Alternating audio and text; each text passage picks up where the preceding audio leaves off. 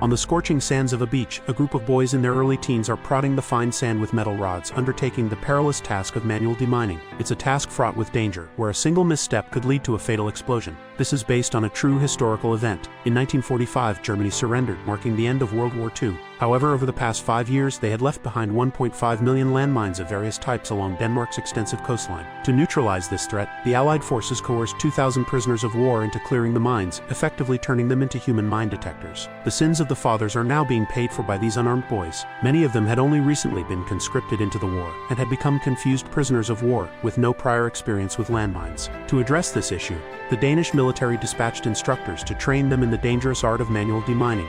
Diese Minen sind keine Attrappen. Das bedeutet, wenn Sie einen Fehler machen, werden Sie entweder sterben oder schwer verletzt werden. Habe ich mich klar genug ausgedrückt? Jawohl, Herr Hauptmann! Gut. The consequences of such a forced and hasty approach were predictable. With a loud explosion, a team of 12 was suddenly reduced to 11. In the eyes of the Danes, these German boys were no more significant than cockroaches, their lives deemed expendable. Without time to mourn, everyone was sent to their assigned minefields. The officer in charge, known for his violent temper, harbored a deep hatred for these German soldiers who had once occupied his homeland, having beaten them during their capture. Bitte, hört auf! Now under his command, the boys' fate was grim. From the start, he made them line up and would slap them for any minor disobedience, treating them as if they were mere chickens, too afraid to even breathe heavily. He then led them to the beach minefields, where 45,000 mines were buried. If each boy could clear 6 mines an hour, they were told they could go home in 3 months. The officer pointed to the beach, indicating the first area to be cleared. This massive task required the boys to work together, advancing in a line and carefully probing the sand with their metal rods. When one boy found a mine, he began the delicate process of disarming it, where no mistakes were permissible. After clearing the mines, their next task was to gather dry grass from the fields to serve as their bedding at night. Some of the more naive boys fantasized about returning home to work in factories once their task was completed. But Hell, hardened by the ravages of war, found such thoughts laughably naive. He knew the Danes would not easily release them. Staying here was tantamount to awaiting death. After 3 days, the boys were treated like cattle by the officer, confined to a small dark room after a day's work of demining without even basic sustenance. The squad leader, Schumann, approached the officer to request food, only to be told that the military would not provide for them. In their eyes, the Germans didn't deserve to eat. Whether they starved or were blown up was of no consequence. That night, hungry Hell secretly pried open a wooden plank, planning to sneak out for food, setting the stage for a tragic turn of events. The next day, the entire team began to suffer from mysterious fevers, yet the officer refused them any rest. Jungs, schau mich an. Zurück zum Arbeiten. Aber Herr Feldwebel, bitte. Hab ich nicht gehört! Zurück zum Arbeiten, hab ich gesagt! Jetzt! Seeing a teammate in distress, another boy moved to help, but in the next moment his vomit triggered an undetonated mine. The explosion shattered his limbs, and his agonizing screams for home filled the air. Call watched numbly, aware that tens of thousands of mines still lay hidden in the sand waiting to be diffused. No one knew who would be next to be carried away. The previously indifferent officer couldn't stay passive any longer. He came over, administered a sedative to the boy to temporarily alleviate his pain, and soon a vehicle took him away. Meanwhile, all the boys inside the hut started to suffer from unbearable stomach pains. Call quickly confessed to the officer that due to the lack of food, he had stolen feed from a neighboring farm intended for horses and shared it among the group, leading to their illness. The officer immediately went to the farm to investigate. Pointing at the feed trough, he inquired what it contained. The farm wife, with a malicious grin, revealed it was feed mixed with rat feces, which could cause illness or even death if consumed. Clearly, the farm wife, who despised the Germans, had anticipated the starving boys might steal the feed and had set a trap for them. After identifying the cause of the illness, the officer ordered Schumann to fetch a bucket of seawater for the boys to induce vomiting, followed by rinsing them with clean water to wash off the pathogens. This series of actions narrowly saved their lives. The next day, the officer drove to the military camp to inquire about the condition of the injured boy, Wilhelm,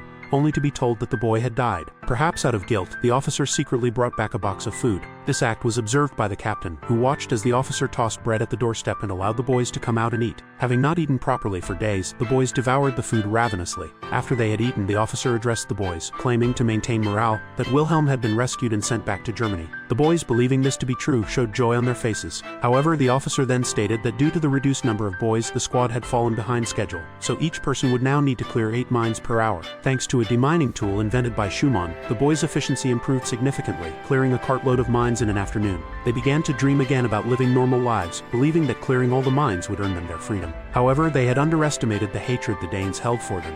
as they were humiliated by soldiers called in by the captain that evening. The officer intervened just in time to save them. This confrontation was intended to intimidate the officer, who was not allowed to feed the Germans properly or treat them as humans. The officer could only excuse his actions by claiming he urgently needed these experienced boys to finish the demining work quickly, thereby closing the matter. On the next day, Schumann discovered a booby-trap mine designed to target engineers while demining. He loudly warned his teammates to be cautious, as these mines were connected in pairs and could easily explode even if the detonators were removed. Due to the strong wind on the beach, Mona did not hear the warning and was celebrating the clearance of a mine. Suddenly, an explosion scattered his flesh across the sky. His twin brother called out his name repeatedly, but there was no response, not even a body to be found. Another boy had vanished from the world and the shadow of death loomed over the beach once more. The instructor had to administer a sedative to the emotionally shattered brother to calm him down. The fates of these boys had begun to affect the officer's emotions. The officer confided in Schumann that Wilhelm, the boy injured in the explosion, had not survived. Schumann admitted he already knew, but had kept silent about the lie because the hope of going home had become the only thing keeping them alive.